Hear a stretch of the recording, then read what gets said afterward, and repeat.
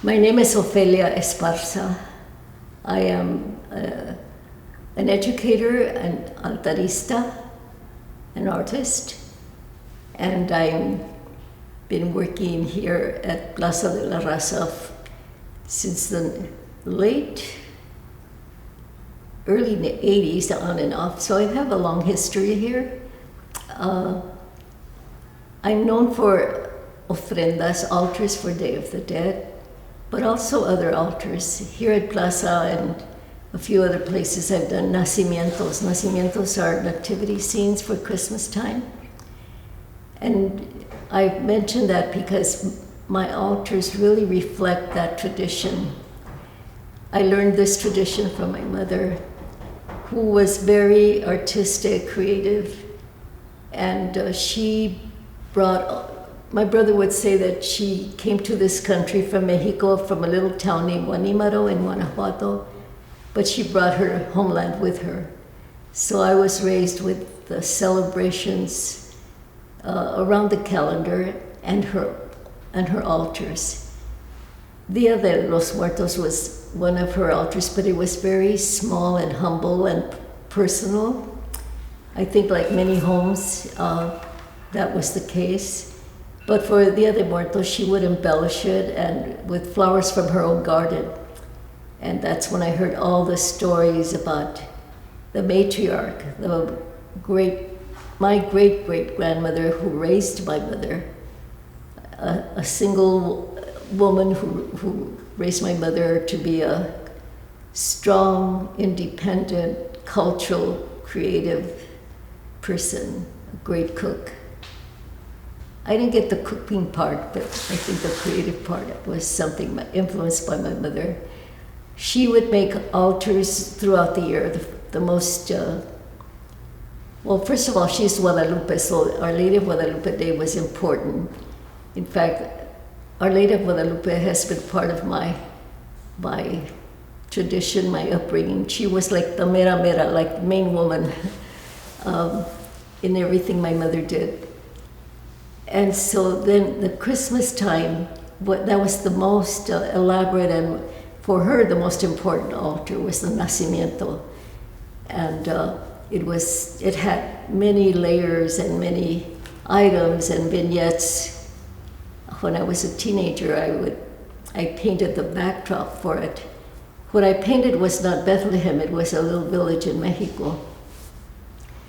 And so my early childhood up to my teen years, that was my most exciting thing to help my mother with, because it was like painting. You created vignettes, and my mother included many items, even some of the toys of the children.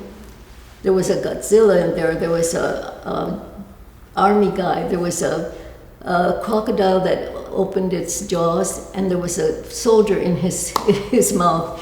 There was toys but she created a vignette for them. For instance, the crocodile was in a pond with flamingos around there, and a mirror representing water, and then hills and all kinds of things. And that has been my biggest influences in making my altars. I love to have many items in it. I like it to have many vignettes, like I said, but they all tell a story. They all can stand on their own in any section you look at it. And so I think my work reflects that influence. The other altar my mother had during the year was for Sábado de Gloria, Holy Saturday, and it was dressed all in white the day after Christ was risen, she said. And it was all white flowers from her garden, gladiolas, calla lilies, daisies, and whatever other white flower. And our house was very humble. It was an adobe house in East LA, the last of the adobe houses from the turn of the century. I don't know when it was built, but it was old. And so that house down San Carlos Street, which is in East LA, about 3 blocks from where I was born and 4 blocks from where I still live. It was a place that brought so many memories in my growing up. So the celebrations, especially because of my mother's devotion and practices for altars and her cooking, our home was kind of a hub for these holiday celebrations. And then my mother would also make coronas, wreaths, and floral displays for weddings, for funerals.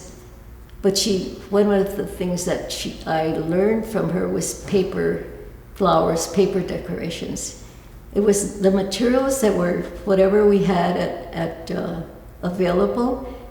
So her creativity, her resourcefulness is what I've always been grateful for. It also, well, I was also a teacher. I started teaching in my midlife, in my early 40s. And so one of the things that I always taught children or presented to children is to be resourceful with things that they had. You don't have to go buy a Barbie set or a big art set to do things, especially make things out of found items from nature, from walks in the neighborhood or the park, because that's how I learned. I learned about love of nature and patterns and designs in nature that reflect a lot of the things that I've done over the years, especially my teaching. But back to the altars. The other altar, of course, was I think I said the Easter, the Guadalupe, the Nacimiento, and Day of the Dead. The Day of the Dead, as I mentioned before, was something very humble, very simple. But the highlight for me, and where I learned about honoring our ancestors, was in East LA, it's surrounded by about 5 cemeteries, I guess because it was always been the outskirts of Los Angeles, the city. And the cemetery where we went to, Calvary, one of the oldest cemeteries in Los Angeles, Catholic cemetery. We would go for Day of the Dead with my aunts, who were also from my mother's village, and my cousins. They would pack a lunch and flowers from their garden, and we would walk to the cemetery. And in that era, that's in the 30s, we didn't have any close relatives there, but there were people who were from their homeland, from their town, or a person that they knew through family, paisanos, they would call them. And so we'd walk there while my cousins and I would play and jump all the gravestones. We could never step on them. That was so disrespectful, we were taught. Then my aunt and my mother would call us to the gravesite where they had decorated it with the flowers they had brought and little rocks they found. They made little designs around the gravestone. And then they would talk about the person there. They really didn't know the person, but that person knew my grandfather, or he had helped somebody in their town to build something. And so that relationship was built up, but it was their way of continuing this tradition from their homeland. And it was the cultural tie, the continuation of their celebrations from their childhood in their homeland. And the most important thing that got repeated over and over for any occasion, especially at the altars, was the stories of my great-grandmother, Mama Pola, who raised my mother, a tremendous woman, indigenous woman, tiny woman who could roll a cigarette with one hand while she carried my brother on the other arm. And my brother would mimic doing that. She taught my mother how to cook. They were fantastic cooks, and their main ingredient was corn. My mother would still grind the corn on a metate, that wooden, that stone mortar. And she, I don't know how she got it. It was from Mexico. It weighed so much. And she did that for all occasions when she made, especially mole. She was known for that. But I remember when I was a teenager and she discovered what is a licuadora? A blender? No more metates. From now on, it's the blender. But, you know, all these stories are part of this cultural background that builds up my knowledge and my practice for today of making altars. And it's all connected. Here I'm talking about all these vignettes, so to speak, these pieces of my memories and my history that brings me to today. I'm known for doing ofrendas for the other muertos. I've also done many nacimientos and other. Today, you know, people ask me to do an altar for whatever, and it is, and it's something that's very natural when you have this tradition, because you're honoring either people. I make altars for people who are living.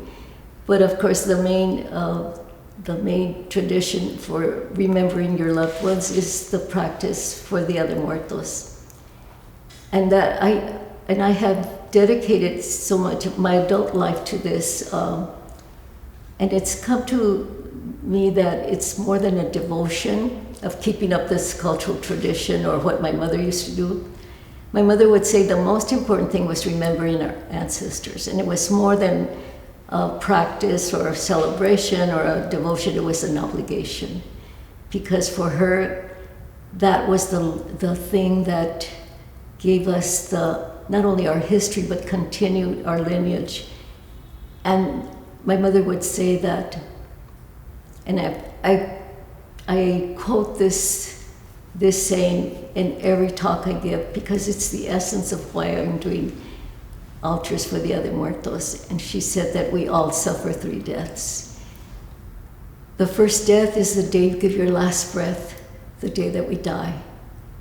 Our second death is the day that we're buried, never to be seen on the face of the earth again. And the third, but the most dreaded death of all, is to be forgotten. And that's such a profound thought that I've kept it all these years. Throughout my life as an altarista, but even before that, just in the celebrations of remembrances, birthdays, and the other celebrations that I mentioned, that was the driving force of learning more, to do more, to find out more, to collect stories, to dig further into my heritage, and to learn about my mother's hometown. So all of these things have come together. I'm 88 years old. I was born in 1932. And so that's a lot of years of collecting stories, but the ones that I usually mostly talk about are these initial early stories that have been so much part of my life, my work, and my, I guess, a philosophy.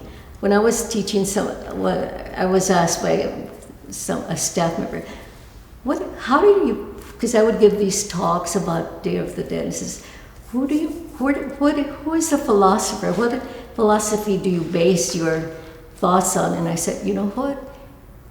The philosophers that have influenced my life never wrote a book. They never went to a college or a university, but my mother was one of them, and my great-grandmother, whom I thought I had never met. And people I learned around who were resourceful, who had this spiritual way of looking at life, of appreciating nature, of doing with what little they had, with the resources and this resilience in their life. And those are the teaching tools and philosophers that have been, not only in my own life, but the people I teach, my children. I have 9 children. I have 17 grandchildren and 13 and counting great-grandchildren. And so we're a big family. My husband was my childhood, I wouldn't say sweetheart, because I knew he was a close neighbor, and he was the oldest of 14 children. And today the Esparza branch is tremendous. I don't know all of them. But he too had this lifestyle of being resourceful and resilience. He was his mother's right hand. He was the oldest. And so he did without many things as he was growing up. But he had this wisdom of being calm and not letting things that you can't take care of or change. So don't worry about those things. We can't change them. Just think about what you have to do right now, and you could plan for tomorrow, but you can only control today. That's a great philosophy, especially when you have lots of children, when resources are low, when in teaching there's always something coming up. It's never like every day is an adventure almost. And that kind of philosophy just goes along with all this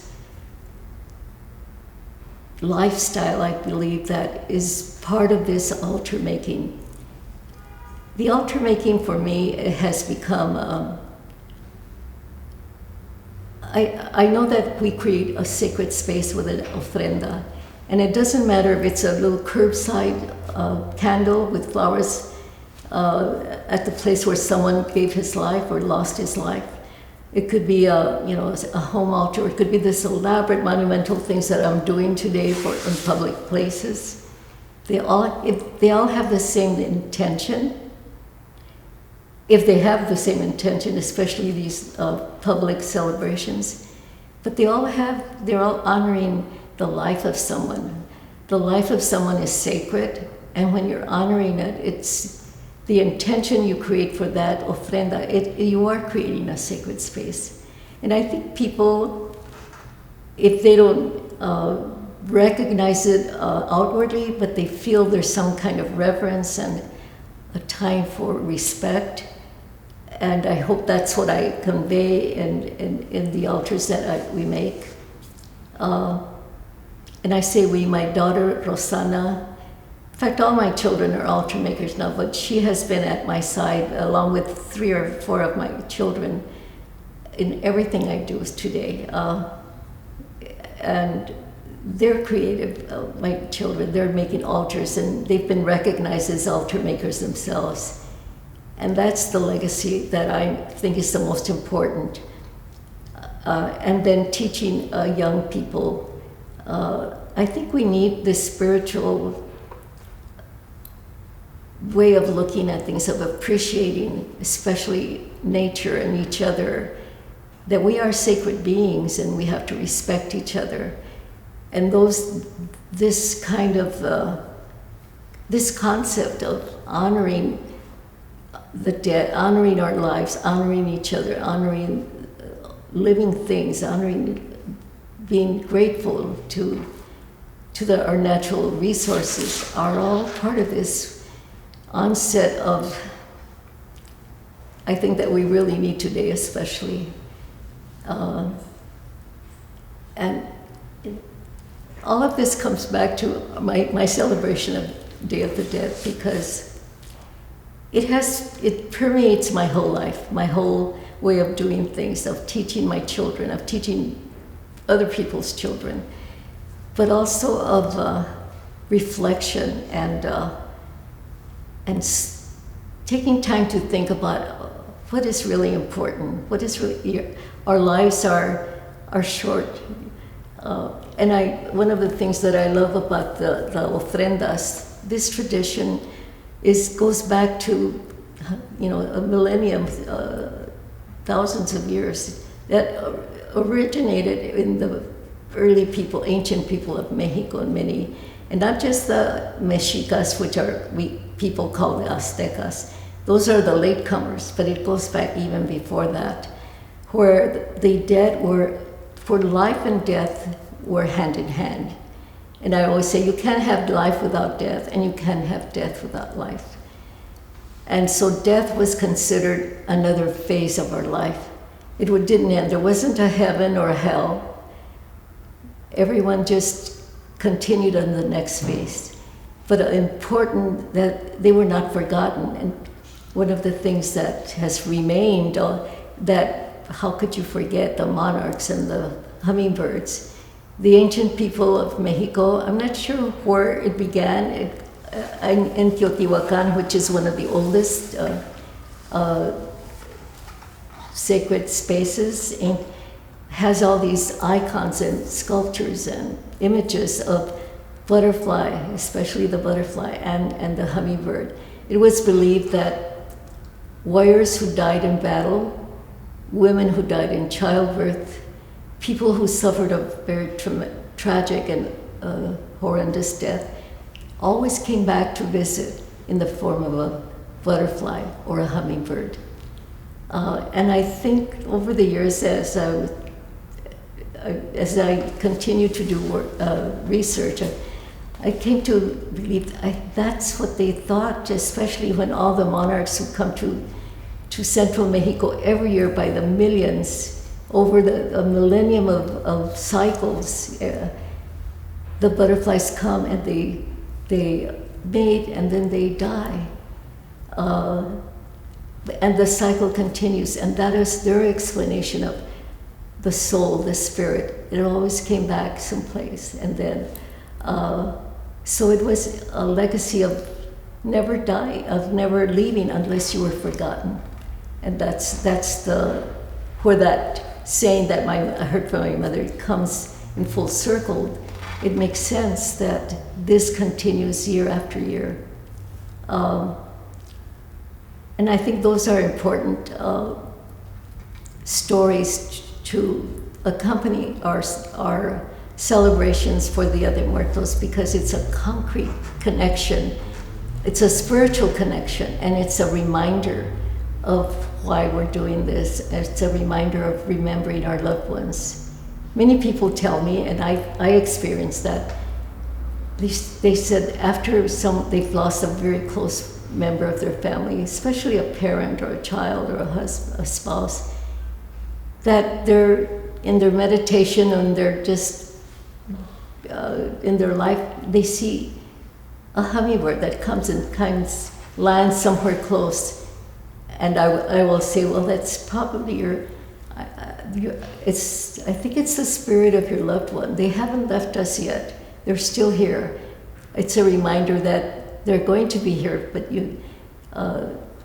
and I say that, what a legacy for us to be loved and cherished even after death. And I think it calls to mind how important it is for us to live with all these tenets that I mentioned earlier, loving each other, being grateful for each other, that our lives matter. And this is very timely today. And that's what we pass on to our children. We pass on this idea that you came from someone, it's your story, and you have to perpetuate it. Tell your children about your ancestors, tell them who they were. And if you don't know, find out. And today there's so many tools, especially on Ancestry and Family Search. It's a wonderful tool. My daughter has been doing deep, deep research. And it's such a wonderful feeling to find a connection. We are not alone. Our ancestors are with us. They're with us, and they have been.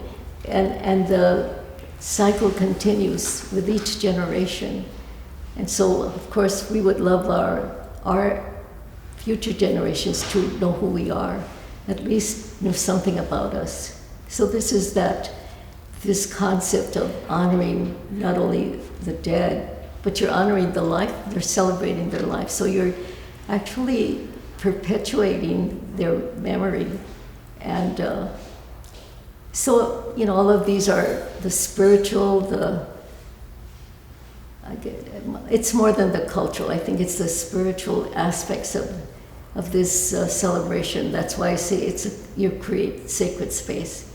But the elements themselves reflect many of these things that I've been talking about, that I've learned about. In my mother's town, which has deep indigenous roots, where many of the practices come from those early roots, the four elements in nature were always represented in the altars, and that's what some of these items here are symbols of those.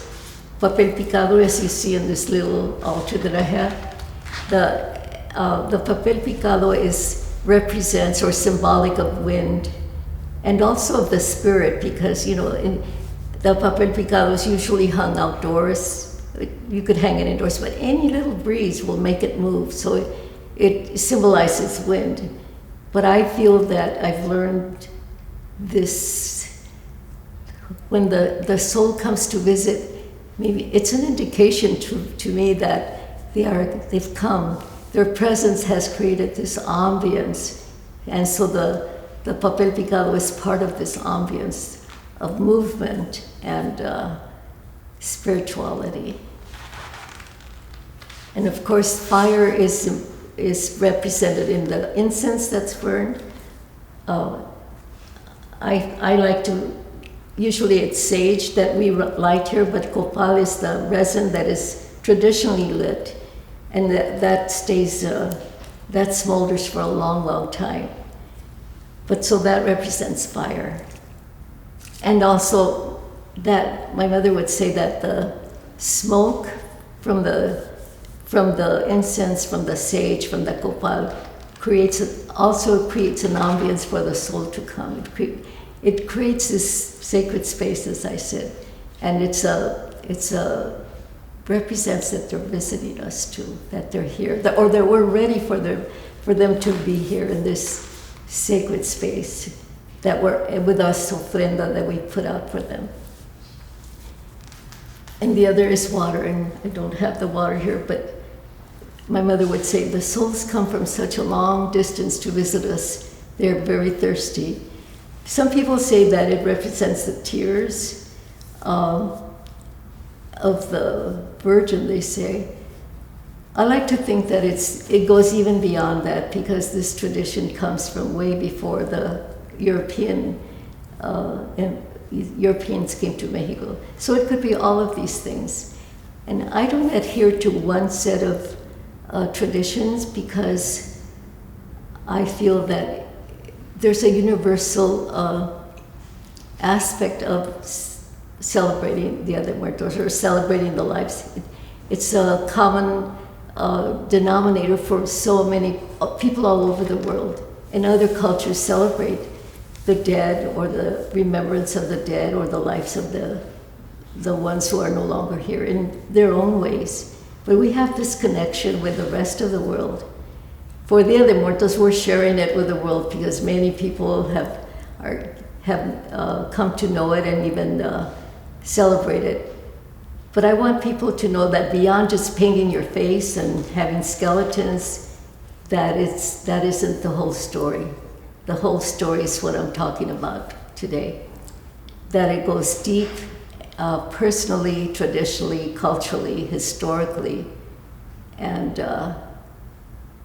it could be a way of living, a way of thinking, in your own ambience, in your own life. And the other one is, of course, earth. And earth is represented by the flowers, la cempasúchil. I'm so happy that we have fresh ones here today. And the food. I only have symbolic food in there. This little altar I made about 20 years ago. Anyway, I started it for my classroom, and I made all the items with Sculpey. Everything's with paper and Sculpey. And over the years, I started using it, for presentations that I do when I talk about Day of the Dead. So I refurbish it every once in a while, and I'm really, it's really special to me now. It was at in Washington, D.C. For the National Endowment of the Arts. I got a fellowship for altar making, and so I put this little altar as a display for that award. And then last year we were invited to the Smithsonian Museum of the American Indian, and so that I had this like this in a table. I had my daughters and I. We built a huge altar for the museum dedicated to the community. But then this was set aside, and this is where people would come and I would answer questions, and so it became like a focal point of my talk because it was direct, just talking about it. And there were hundreds of people, so it's traveled a few places, this little altar. And so now when I teach some classes where, children, adults, classes, where they make a nicho, a little altar. This is a prototype, but it could be, usually I make something from a small box, but all the things that go in it, as you see, it has lots of things. Like I said, it's that influence of nacimientos where I have, my brother would say, my mother has everything but the kitchen sink in there. It was beautiful. So I gather stuff, I collect things, miniature, or I make them for the altars. So I think I mentioned the 4 elements, and the other thing is the arco. I always have an arch, el arco, in all of my altars. My mother's birthplace, Guanímaro, Guanajuato, is right at the border of Michoacán. Michoacán, especially in Pátzcuaro and the small island Janitzio, that cluster of small islands on the lake, is like the cradle of celebrations for Day of the Dead. It's not the only one. There's many places. Oaxaca is another big tradition or history of that celebration.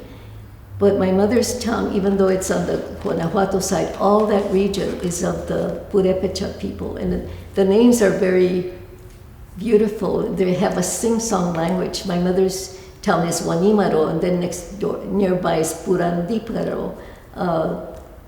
Uruapan is one of them, Pátzcuaro. They have these really interesting syllables that tell the story, they have a sing-song to it. So my mother's traditions are from that area, the Purépecha. And so color, lots of color. Cempalzútiles, lots of cempalzútiles. My mother also would make paper flowers, which we do today, and that's one of the big traditional handmade things that are altars. The tradition in Michoacán and where my mother's from is that you make handmade ofrendas for the altar. Many of the women embroider little doilies to where they display the food. Of course, they make the food itself as an ofrenda. And my mother always made paper flowers of different kinds, both tissue paper or whatever paper she had, especially, and I learned this from her other altars that she used to have at home. And so the other thing about the marigold, the cempalzútil, is that the aroma, it has this strong aroma, that it's another of the elements that creates this ambience to receive the soul of our loved ones. It just creates this, fills the space with the copal smoke, the flowers, the scent of the flowers, the food, and then all the other things that create this beautiful space ready to receive our loved ones who will visit us, it was believed. Now, and people in those towns, in those areas, they put out a spread of food that is quite costly, all kinds of things. And it's the traditional foods, and I guess it catches two items. People who from that area, of course, they love their favorite foods are the traditional foods. So those are very, what you see is mole, tamales, and whatever else you want to put in there. But then they had one night for the soul to come and visit. That was on the 2nd, and then the family would eat the family gets together and they eat the spread, and they feel that the essence, that the soul receives the essence of that food, and so they're compartiendo, they're sharing it. So all this shared gifting,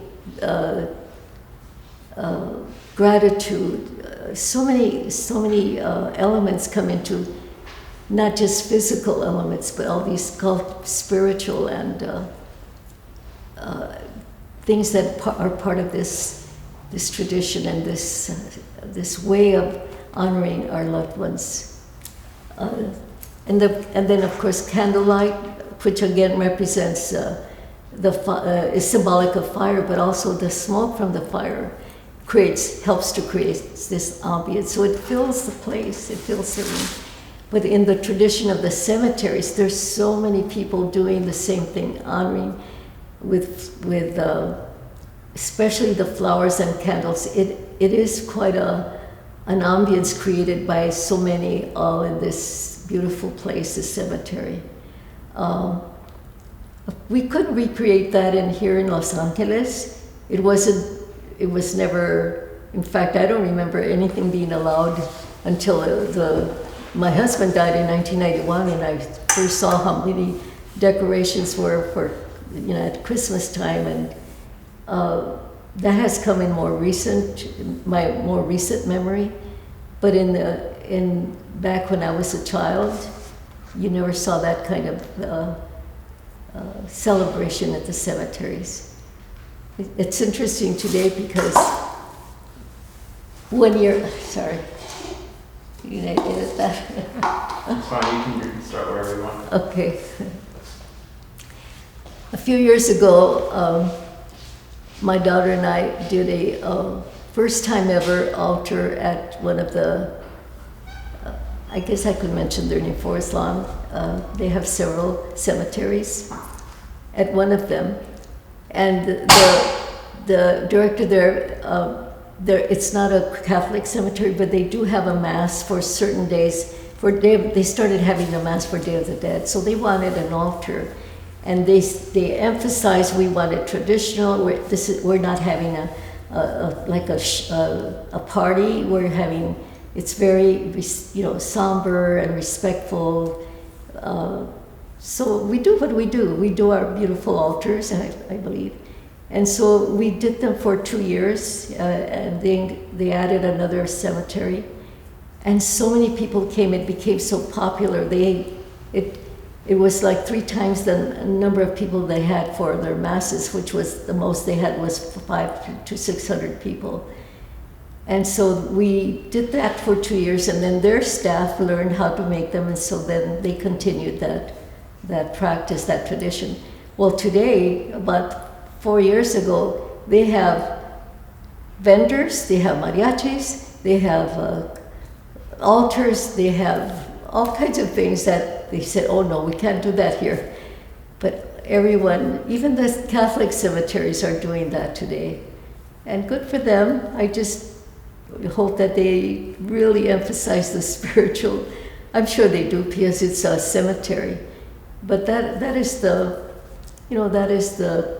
my concern here in our country, where so everything becomes commercialized. Even the Day of the Dead, which is a sacred spiritual event, and you already see it. You could buy, skeleton cups and candles and dishes at Target, at the 99-cent stores, and they're fun. They're great for parties and all that. But that's why I really am grateful to have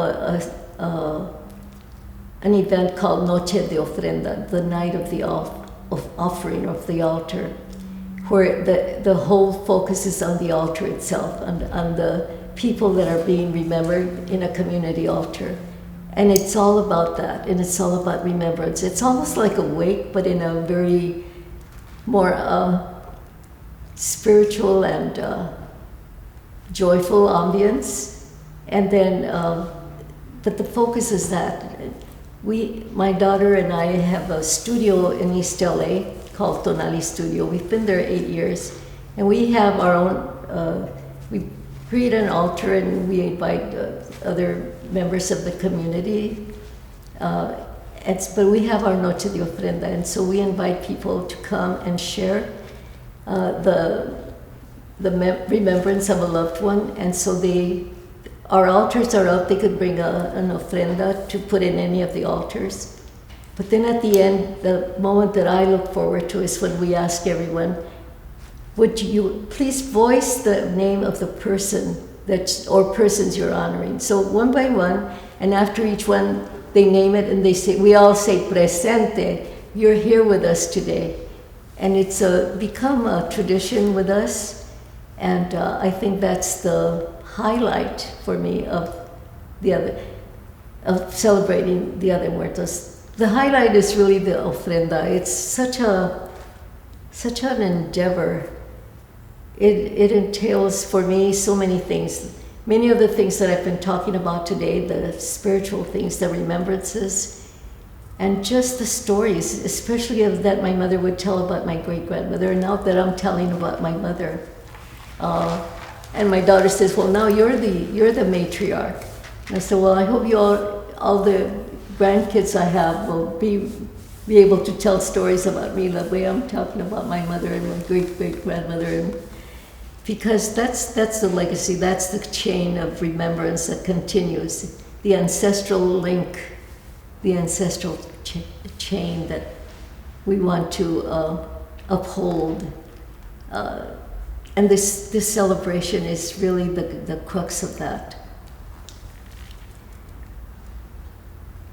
Here in this altar, we have Rosalie Portillo, a dear friend of mine, and a beautiful woman, beautiful soul, and she's an icon here at Plaza de la Raza, and she will never be forgotten.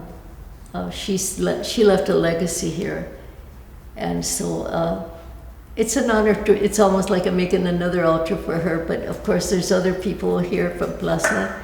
And that's what the community altars really are beautiful in that way, that you honor more than just your own personal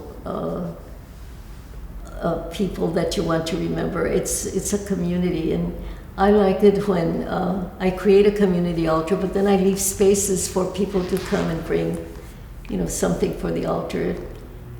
My daughter and I do many community altars, and usually we'll, if it's possible, ask that people bring a copy of a photograph or an ofrenda that is a scale that will accommodate many other ofrendas, so they don't bring the huge, 20 by 28 photograph or a huge thing, something that accommodates everyone. And of course the flowers. We always have tissue paper flowers, and that's become a meditation. When people help us to do the flowers, they help us because we make hundreds of flowers every year, my daughter and I and my children and I. But sometimes friends want to help, so it becomes a meditation, and we've used it as a meditation where you're especially for in this time of COVID, making a flower as you fold it. You have all these layers of tissue paper. And as you're opening the flower, I say, well, maybe we could meditate, take away this illness, this unhealthy ambience, the things that we're going through as we open the flower. I like to crush the edges, the folds, in order to, and then when the flower is completely unfolded, you have a beautiful piece of a replica of a flower, and then that's what we want our soul and our life to be, to get over this terrible time. For me, it's been a nightmare time. I've lost a brother and a sister-in-law, and a nephew, and a brother-in-law in this short time, since February. And so it's been it's ironic that we can't get together to celebrate the life, even to bury or to mourn it. We do it at home on our own. But we're used to getting together and sharing stories, even laughing, and it's a celebrate their life. But I think this condition today with this pandemic, that social distancing and not allowing people at the cemeteries to gather, just makes it more of a somber. You celebrate their life within yourself, but it's not done yet. So I hope that my brother and my sister, and his wife they're planning to celebrate their life at a later time, and I'm okay with that. It just feels kind of empty not to be able to do that. But the good part, I tell them, you're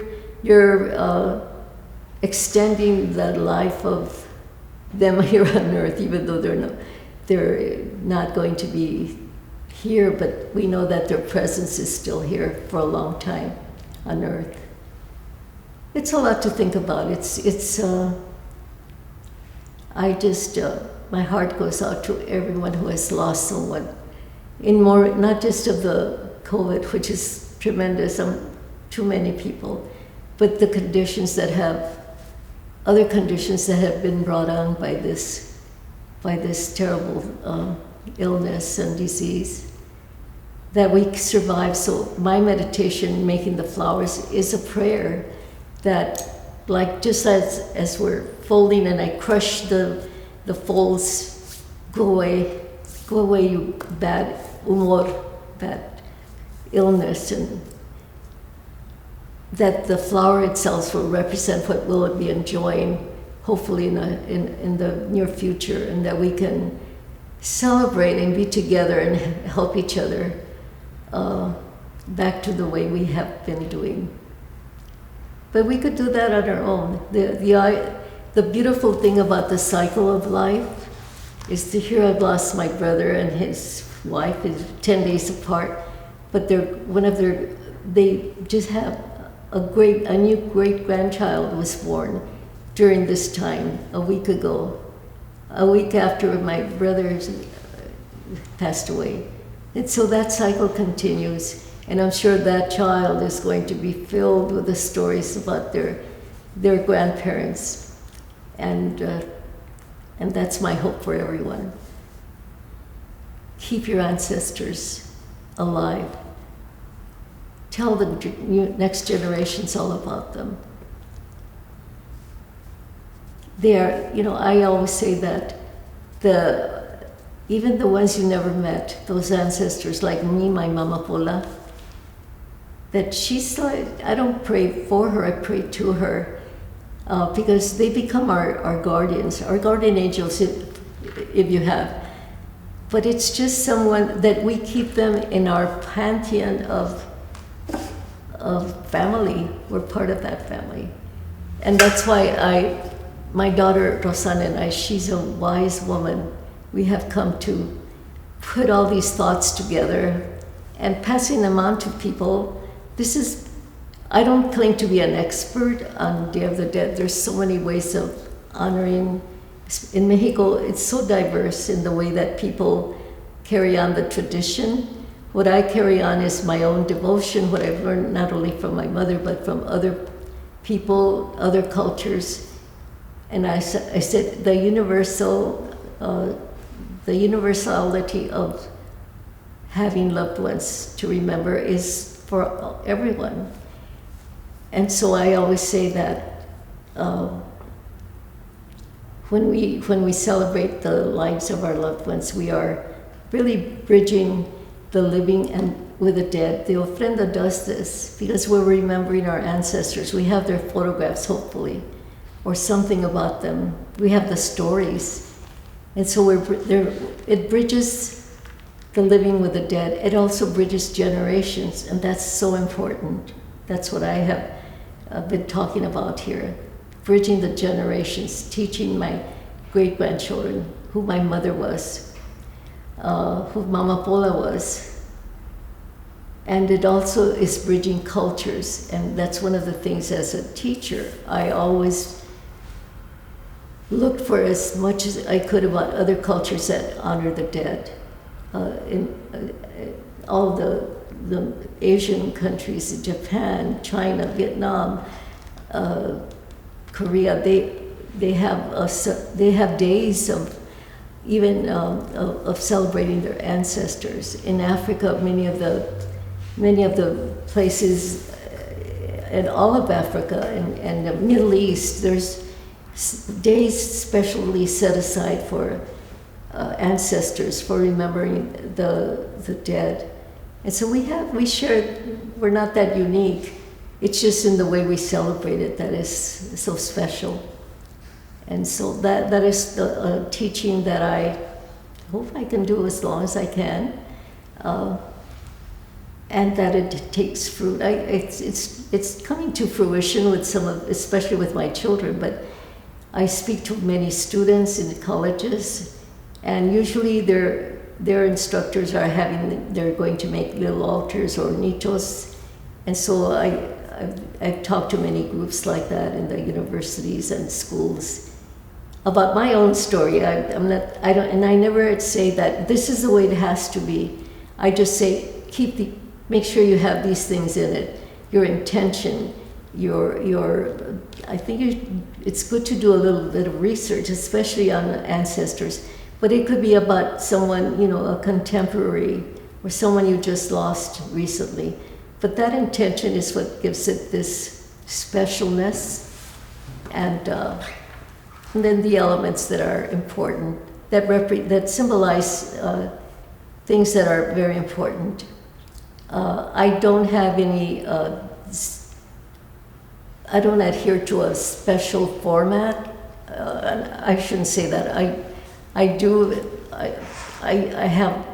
have 3 to 4 tiers or levels, but some people I've learned, some people have 7 tiers. And in Yucatan, in the southern Mexico, in the tropical Mexico, they have like 13, and they symbolize something in the cultural background.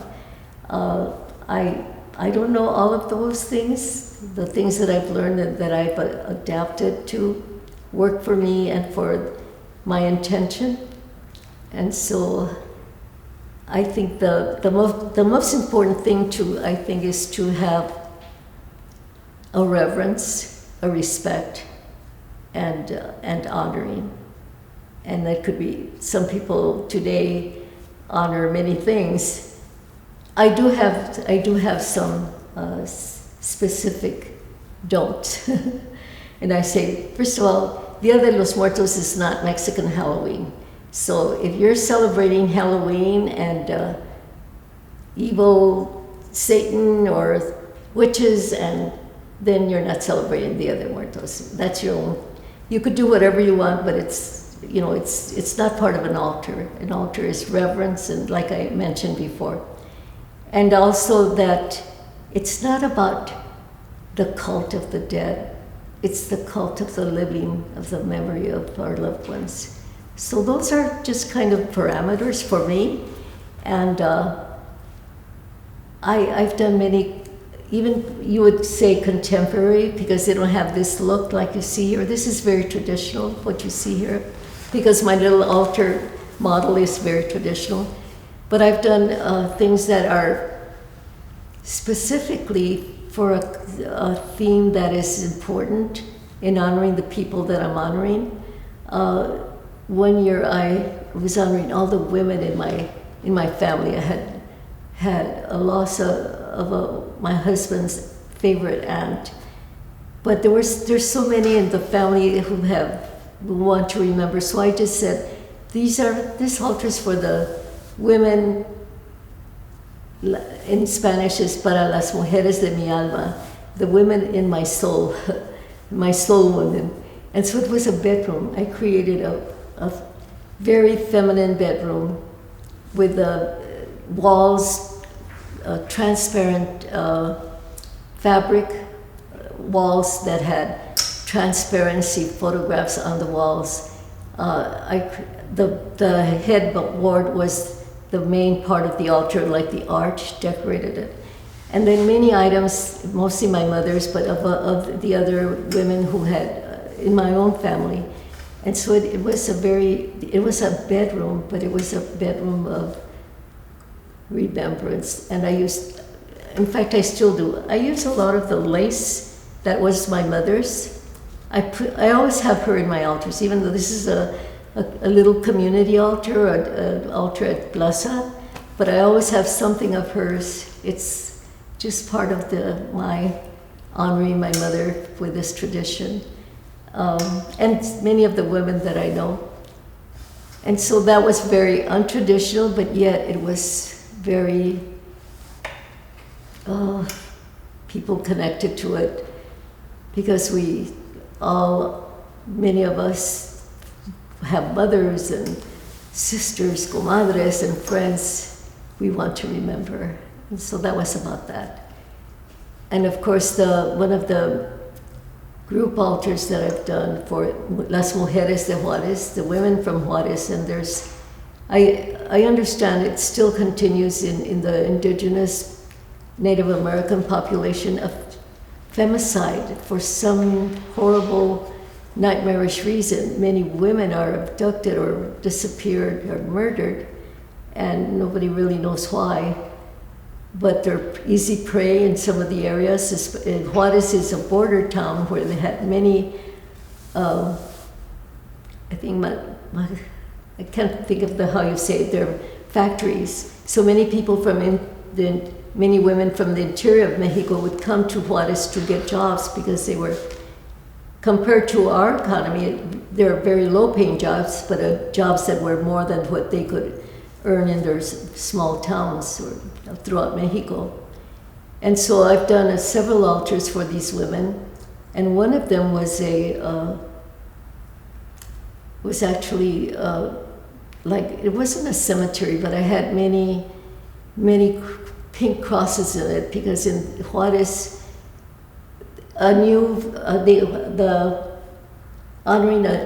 remembering a new victim, a new woman a new person that's been murdered or missing, the town puts up a pink cross throughout the cities on telephone posts or billboards. That means they found another body.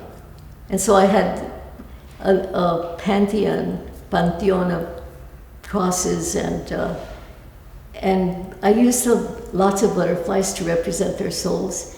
But I also make the ojos de Dios. It's a weaving. It's an indigenous weaving that you find in Panama by the Cuna Indians and the Huicholes from Mexico. And they're a prayer, actually. But I had many ojos de Dios hanging to represent the lives of those I could not name.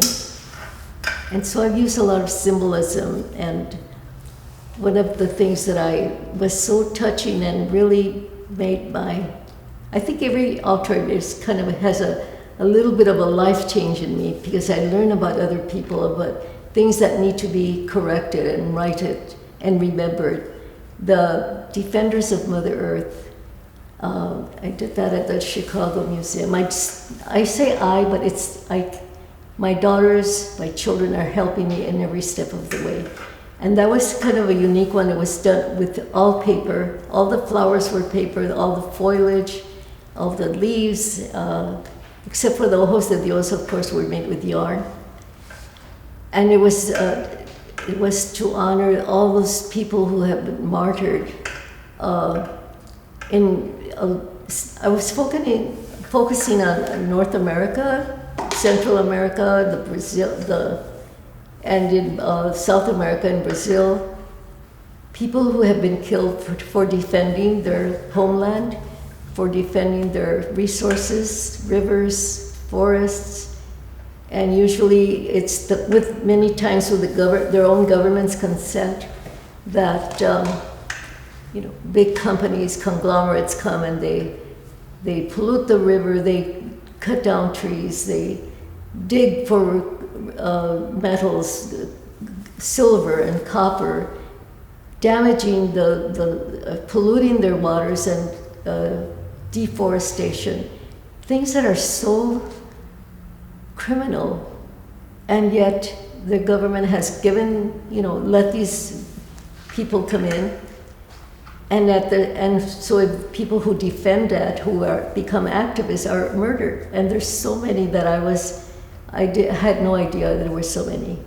And so the stories are tragic, but they need to be known, and that's why we did this altar.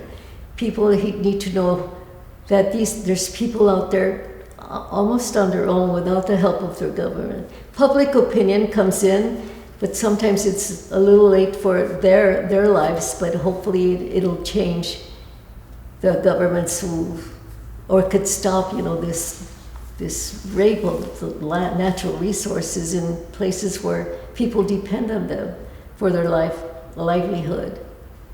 Anyway, there's a platform for all of these through an altar, and I think it could be any social commentary, but I say it has to be done with respect.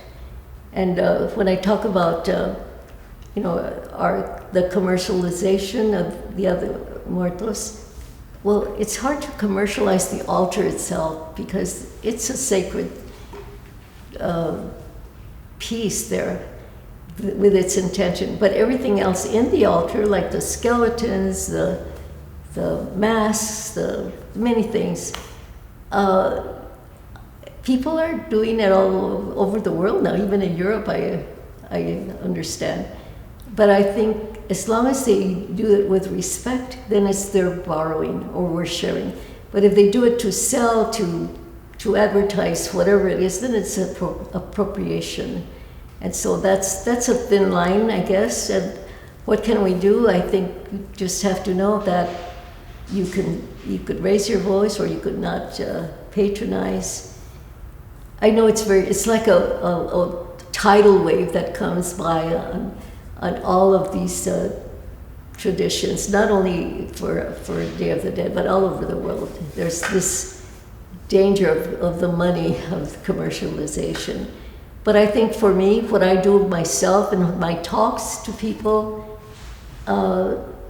hopefully it's a model for honoring, not that it's the model. There's many, many ways. But again, it's sharing with the rest of the world, sharing with everyone, something positive, something that could even change our world today, or makes you think about it.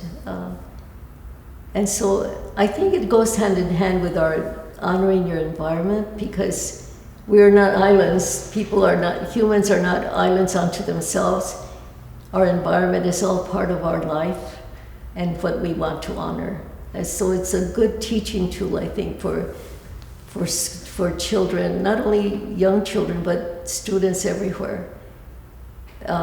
Just getting back to our basic tenets of humanity, of an environment that we can all live in for the next generation.